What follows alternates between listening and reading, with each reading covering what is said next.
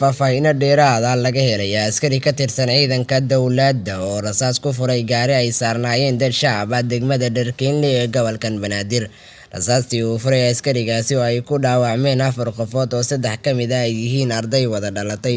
3 arday ee wada dhalatay ee rasaasta lagu furay dhaawac ka soo gaaray ayaa ah 2 gabdhood iyo wiil, kuwaasoo iskuul ay dhiganayeen ku sii socday, waxaana lagu kala magacaabaa Safiya Daahir, Hodan Daahir, Zakariya Daahir. Sidoo kale waxaa dhaawac soo gaaray qof kale oo gaariga saarnaa. Dhaawaca dhammaan 4 qofood ayaa waxaa ka dambeeyay askari ka tirsan ciidanka canshuuraha qaada ee dowladda hoose Muqdisho, sida ay sheegayaan ilo ku dhow goobta. Sababta ka dambeysay inuu askariga gaariga rasaasta ku furo ayaa lagu sheegay in darawalka iyo askariga ay ku murmeen lacag laga qaada gaadiidka. Maamulaha iskuulka Al-Anwar oo ay dhiganayeen 3 arday ayaa ka warbixiyay sida ay wax u dhaceen.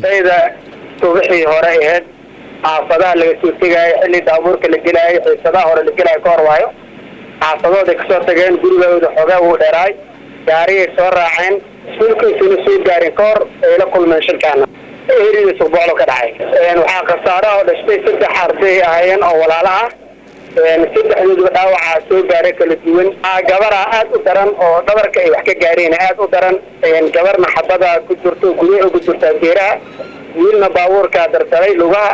Marka gabadhaas oo dhabarka ugu daran wallahi xaqiiqda anaga ma ogin run ahaanta, laakiin wax sideena loogu sheegay waxaana lagu dhahay in ciidana meesha taagan oo ahay baabuurku waxa weydiiyay kolba waxa uu weydiiyay lacag inay tahay inuu tarmisaalada ma garanayna, laakiin ninkaas daraadeed xabada u gaareen waxaa la horta, laakiin waxaas kala qaladka gaaraysan.